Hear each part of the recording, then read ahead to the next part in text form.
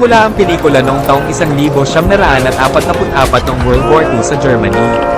Ang Indiana Jones, Harrison Ford ay nahuli ng mga Nazi na pinamumunuan ni Colonel Weber, Thomas Kretschmann, na naniniwalang siya ay isang especially iya. Hinayaan nila siyang bitayin hanggang mamatay hanggang sa bumagsak ang isang bomba sa kanilang base, pinalabas ang mga Nazi habang binibigyan ng pagkakataon si Indy na palayain ang sarili. Ang kasamahan ni Indy, ang propesor ng Oxford na si Basil Shaw, Toby Jones, ay nakunan din.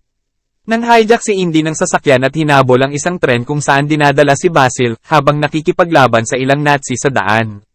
Nakuha ng mga Nazi ang Lance of Longinus sa pag-aakalang ito ay magbibigay sa kanila ng isang kalamangan sa digmaan, ngunit pagkatapos ng Indy boards, siya at ang pangalawang in command ni Weber na si Jürgen Voller, Mads Mikkelsen, ay napagtanto na ang Lance ay isang replika. Si Voller ay mayroon ding anti-cathera, ang Archimedes dial. Indy fights kanyang paraan sa pamamagitan ng higit pang mga Nazis bago iligtas Basil at dalhin ang dial sa kanya. Hinabol sila ni Weber sa bubong ng tren at nilabanan si Indy hanggang sa barilin siya ni Basil at binigyan ng pagkakataon si Indy na sipin si Weber hanggang sa kanyang kamatayan. Hinabol sila ni Voller para lamang matambas sa tren. Tumalon sina Indy at Basil bago paputukin ng mga allies ang tulay. What about my dicky knee?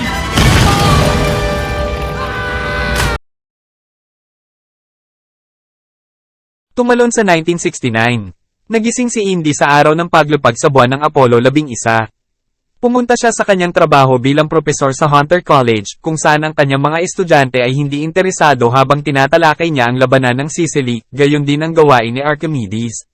Isang kabataang babae, si Helena, Phoebe Waller-Bridge, ang nakaupo at tumulong sa lecture. Pagkatapos ng klase, pumasok si Indy sa isang retirement party para sa kanya habang sinusundan siya ni Helena.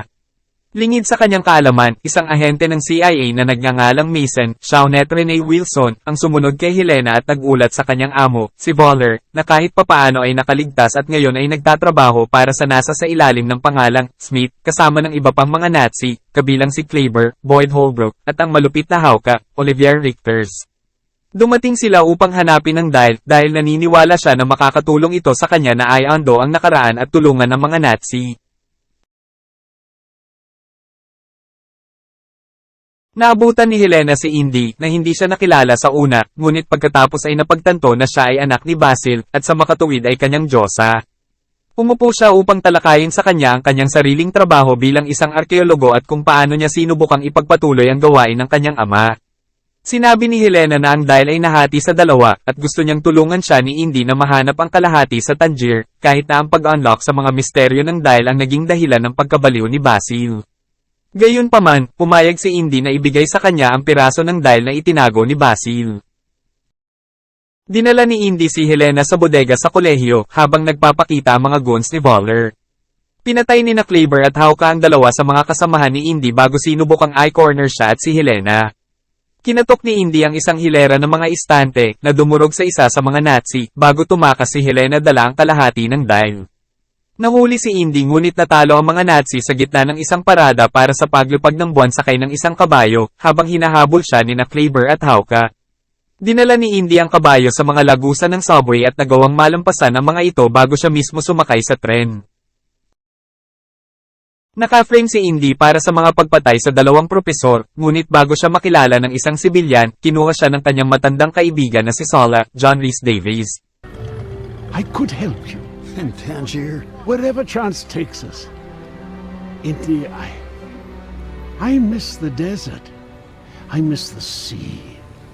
Matapos magkaroon ng puso sa puso tungkol sa kanilang mga dating pakikipagsapalaran, naisip ni Indy na tapos na ang kanyang mga araw ng paggalugad, ngunit kinumbinsi siya ni Sola kung hindi man.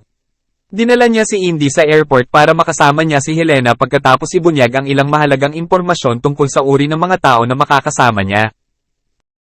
Dumating si Indy sa isang kasino sa Tangier na pag-aari ng isang kriminal na tinatawag na Big Rahim. Ang kanyang anak na si Aziz Rahim, Al-Asafi, ay may buto na dapat kunin kay Helena pagkatapos na tila binitawan siya nito. Pumasok si Indy sa isang pribadong auction na dinadaluhan ni Helena at sinusubukang ibenta ang kalahati ng dial. Pinahinto niya siya at nakipag-usap sa iba pang mga dadalo, mas maraming kriminal na nagpaputok ng kanilang mga baril sa kanya. Si Indy at Helena ay tumakas kasama ang kanyang batang sidekick si Teddy Kumar, Ethan Isidore, ngunit si Voller at ang kanyang mga goons ay natuntun sila at nakawin ang dial. Ang tatlo ay kailangang lumayo kay Rahim at sa kanyang mga goons habang hinahabol nila ang mga bayaning nakasakay sa isang tuktok at sila naman ay humahabol sa mga Nazi. Nawala sa tatlo si Rahim, ngunit si Voller at ang kanyang mga tauhan ay isinakay sa isang eroplano ni Mason at ng kanyang koponan. Binaril siya ni Kleber at tinulungan si Voller na ay hijack ang kanyang eroplano upang ipagpatuloy ang kanilang paghahanap.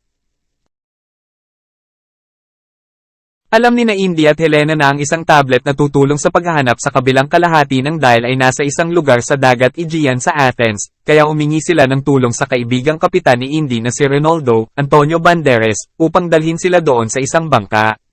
Bago ang kanilang paglalakbay sa ilalim ng tubig, tinanong ni Helena si Indy kung para saan niya gagamitin ang dial, at sinabi niyang gagamitin niya ito upang kumbinsihin ang kanyang anak na si Matt na huwag magpatala sa Vietnam War. Ang kanyang kamatayan ay sinira sa kanya at ni Marion, Karen Allen, kaya't nasa proseso na sila ng hiwalayan.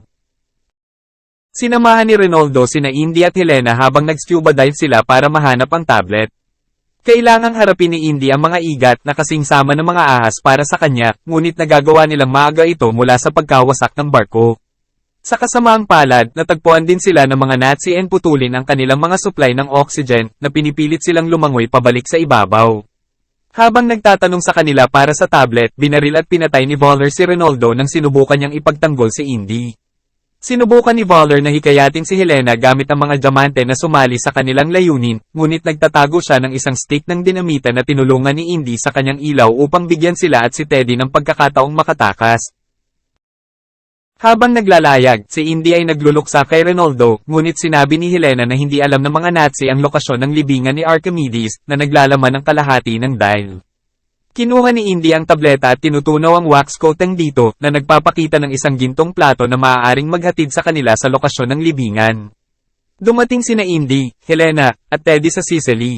Humiwalay si Teddy sa grupo at natagpuan ng mga Nazi pagkatapos silang sundan muli ni Voller.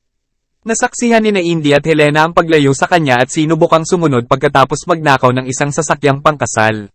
Sila, kasama ang mga Nazi at Teddy, ay dumating sa parehong kuweba kung saan matatagpuan ang puntod. Si Teddy ay nakaposas kay Hauka, na ang bigat ay nagiging sanhi ng pagbagsak ng isang footbridge at pinatangay sila ng agos. Nakuha ni Teddy ang mga susi ni Hauka at iniwan siyang nakakulong upang malunod habang si Teddy ay lumayo mula sa mga Nazi. Dumating sina Indy at Helena sa libingan at nakita ang dial sa mga kamay ni Archimedes, kasama, sa kanilang pagkagulat, isang wristwatch. Napagpasyahan ni Helena na si Archimedes ay naglakbay sa panahon, tulad ng si Voller ay namamahala upang mahanap sila muli. Ibinunyag niya ang kanyang plano na bumalik sa nakaraan at patayin si Hitler dahil alam niya ang lahat ng pagkakamaling gagawin niya, at naniniwala siya na mababawi niya ang nakaraan para manalo ang mga Nazi sa digmaan. Kinuha ni Voller ang kalahati ng dial at pinagsama ang mga ito. Isinama ni Voller si Indy sa isang eroplano habang balak nilang sumakay sa isang bagyo na magbubukas sa portal na na-unlock ng dial. Si Helena ay nakalusot sa eroplano habang si Teddy ay nag-hotwire ng isa pang eroplano at lumilipad pagkatapos nila, hindi alam na ang piloto ay natutulog doon. Pagkatapos ay sinabi ni Indy kay Voller na hindi niya isinasaalang-alang ang Continental Drift, kaya hindi sila magtatapos sa pagsisimula ng World War II. Huli na napagtanto ni Voller na tama si Indy, habang ang dalawang eroplano ay dumaan sa isang portal na magdadala sa kanila sa pagkubkob ng Syracuse. Matapos alisin ang higit pang mga Nazi, kumuha ng parachute sina Indy at Helena at tumalon pababa ng eroplano, nang magsimulang magpaputok sa kanila ang mga sundalong Romano. Namatay sina Voller at Kleber kapag bumaba ang kanilang eroplano sa isang maapoy na apoy. Ang paningin ng mga eroplano ay nakita mismo ni Archimedes, na Sir Memarzia. Dumating siya sa wreckage ng eroplano at ipinwesto ang dial mula sa bangkay ni Voller, kasama ang kanyang relo, ang parehong nakita ni na Indy at Helena sa kanya. Si Indy at Helena ay natagpuan ni Archimedes at ng kanyang mag-aaral, dahil napagtanto niya na ang kanyang imbensyon ay magiging isang katotohanan, at napagtanto ng mga bayani na palaging nilayo na ibalik ang gumagamit sa eksaktong oras at lugar na ito.